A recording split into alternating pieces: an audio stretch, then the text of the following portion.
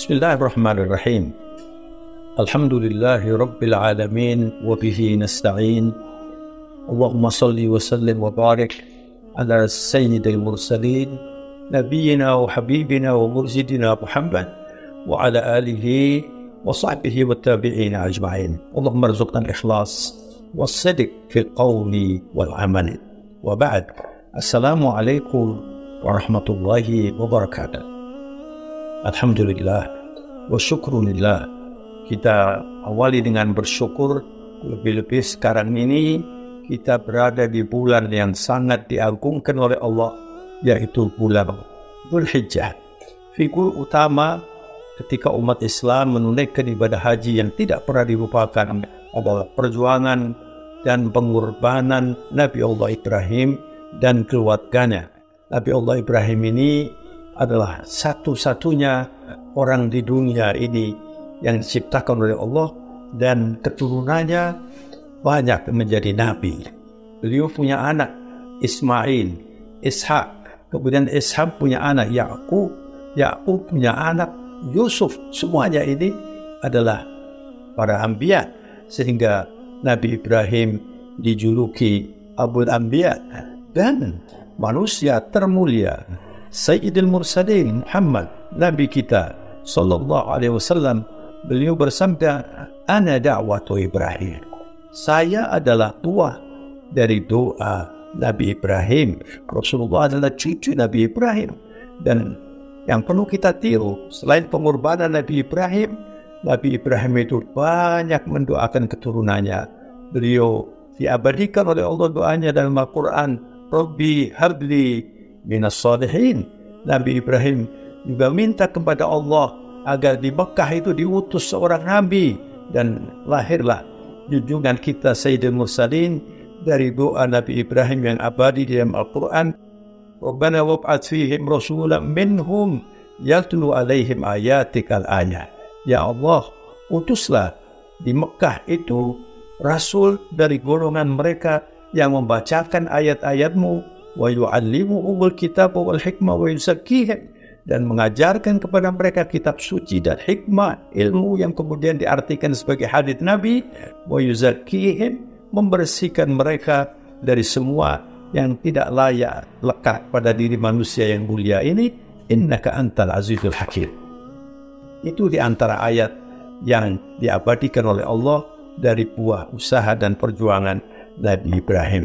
Kemudian terkait dengan pengorbanan, pengorbanan Nabi Ibrahim tidak bisa ditandingi. Betapa tidak? Beliau diuji oleh Allah, tidak mendapat keturunan sampai berpuluh tahun, tetapi selalu yakin dengan doanya, selalu berdoa agar mendapat keturunan untuk meneruskan perjuangannya dalam berdakwah. Akhirnya setelah beliau itu berusia 90 tahun lebih, istrinya sudah tua, sudah tidak mungkin punya anak. Lalu Nabi Ibrahim menikah dengan Siti Hajar, dan diberilah oleh Allah anugerah satu keturunan bernama Ismail yang istimewa, sabar, dan menjadi nabi. Tetapi setelah lahir, dan tentu Nabi Ibrahim sangat cinta, oleh Allah diperintahkan agar anak dan istrinya dibawa ke satu tempat yang tidak ada manusia di situ, tidak ada air, tidak ada tumbuhan. Itulah yang sekarang menjadi Mekah itu. Jadi pendekatan di dalam memahami perjuangan Nabi Ibrahim ini tidak bisa sekedar rasional, ya. Karena coba bayangkan, anak masih bayi dengan ibunya ditinggal di satu tempat, la nabata wala ma' wala syajar, gersang, tidak ada air, tidak ada manusia, tidak ada pohon, ditinggal di situ. Kemudian Nabi Ibrahim diperintahkan oleh Allah untuk meninggalkan istri dan bayinya itu. Subhanallah. Ditinggalkan, diikuti oleh Siti Hajar. Berulang-ulang bertanya Siti Hajar kepada Nabi, "Ila aina ya Ibrahim? Ila aina tadhhab ya Ibrahim?" Nabi Ibrahim sulit untuk menjawab. Akhirnya setelah sampai di bukit, Siti Hajar kemudian bertanya kepada Nabi Ibrahim, "Ya Ibrahim, ahada amrullah?" Ini perintah Allah atau ijtihad kamu sendiri? Nabi Ibrahim dengan berhada amrullah. Ini adalah perintah Allah. Begitu tegarnya Siti Hajar mengatakan, idzan la yudayyi'anna Allah. Kalau ini perintah Allah, tidak mungkin Allah akan membuat kita sengsara. Ditinggallah oleh Nabi Ibrahim.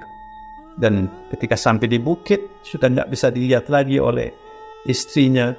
Nabi Ibrahim berdoa, dan doa ini abadi di dalam Al-Quran. Nabi Ibrahim melapor kepada Allah, Rabbana inni askantu min dzurriyyati biwadin ghairi dzi zar'in inda baitikal muharram. Ya Allah, saya tinggalkan sebagian keturunan saya di tempat yang tandus ini, di dekat rumahmu Baitul Haram. Kemudian Nabi Ibrahim dengan berat hati berdoa kepada Allah. Kalau berdasarkan logika umum saja, tentu yang paling pantas doanya minta supaya anak dan istrinya dilindungi dan bisa selamat. Tapi tidak. Nabi Ibrahim berdoa, Rabbana liyuqimus shalah. Ya Allah, jadikan keturunan saya ini penegak sholat. Betapa pentingnya sholat ini. Itu yang diminta oleh Nabi Ibrahim. Maka saya sampaikan kepada semua yang mendengar ini, agar banyak mendoakan anak-anaknya dan memperhatikan sholat. Sebab sholat itu adalah ibaduddin. Sholat itu adalah tiangnya agama. Yang membedakan kita dengan orang non-muslim, musyrikin, kafirin adalah sholat kita. Nabi Ibrahim minta supaya anaknya menjadi penegak sholat. Faj'al afidatan minan nasi tahwi ilaihim. Itu doa yang kedua. Jadikan ya Allah hati manusia itu terpaut dan cinta kepada mereka ini. Dan sampai hari ini di seluruh dunia umat Islam selalu rindu dengan ibadah haji. Yang sudah haji pun masih ingin kembali untuk datang ke tempat di mana Nabi Ibrahim mencatat sejarah. Baru sesudah itu Nabi Ibrahim berdoa, warzuqhum minas tsamarat la'allahum yashkurun, dan berilah rezeki kepada mereka itu buah-buahan agar mereka bisa hidup dengan baik, dan doa itu diterima oleh Allah Subhanahu wa taala.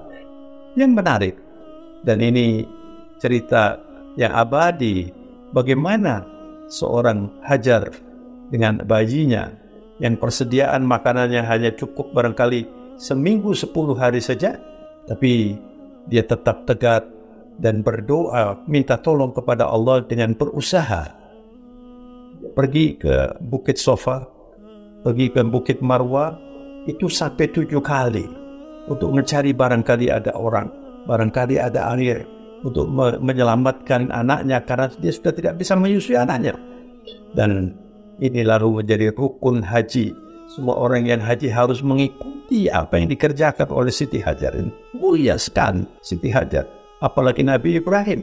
Lalu sesudah itu sampai di Marwah, Siti Hajar mendengar bisikan malaikat agar pergi ke Ka'bah, tempat anaknya ditidurkan di situ.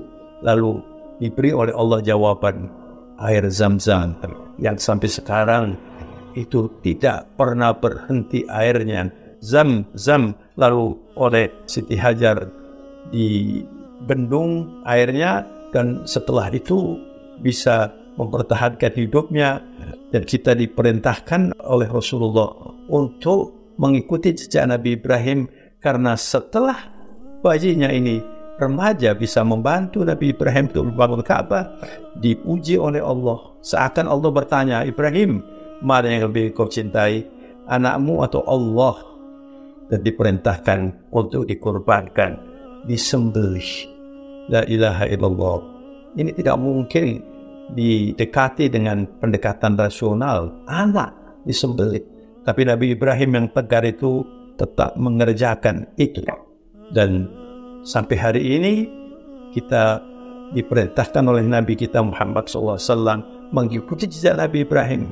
Karena Nabi Ibrahim melaksanakan kurban itu satu bukit namanya Jabal Kurban, dan di situ kemudian dilaksanakan Nabi Ibrahim dan anaknya yang menajamkan pisaunya. Kemudian setelah waktunya, detik-detik akan diletakkan pisau ini di leher anaknya, Ismail mengatakan kepada orang tuanya, saya akan meletakkan sesuatu supaya nanti darahnya tidak dilihat oleh ibu. Subhanallah. Dan diletakkan sesuatu, tapi begitu sudah akan disembelih, Allah mengganti dengan domba. Bersadaqta ru'ya, engkau telah membenarkan mimpimu, perintah Allah agar menyembelih anaknya. Dan sampai sekarang kemudian diganti dengan domba, dan menjadi sunnah Ibrahimiyah, sunnah Muhammadiyah. Kita diperintahkan untuk berkurban. Nabi kita bersabda, "Dhuhu fa innaha sunnata abikum Ibrahim." Kamu berkurbanlah, karena berkurban itu adalah sunnah yang dirintis oleh Abul Anbiya Nabi Ibrahim. Kita diperintahkan untuk berkurban domba atau unta atau sapi. Dan ini sebenarnya pendidikan. Tidak selesai hanya berkurban kemudian selesai, tapi berkurban dengan nama Allah, dengan takbir, dan dengan berkurban ini kita dididik untuk menjadi orang yang mau berkurban demi Allah, mau berkurban untuk kepentingan agama, mau berkurban untuk kepentingan umat, mau berkurban untuk kepentingan bangsa. Inilah pendidikan yang mahal. Mari kita berkurban dan kita menjadi orang yang rela berkurban demi mendapatkan ridha Allah Subhanahu wa ta'ala. Satu pendidikan yang sangat luar biasa. Semoga bermanfaat, dan saya ucapkan selamat menikmati Idul Adha dan selamat berkurban. Semoga mendapat ridha Allah. Wabillahi taufiq wal hidayah. Wassalamualaikum warahmatullahi wabarakatuh.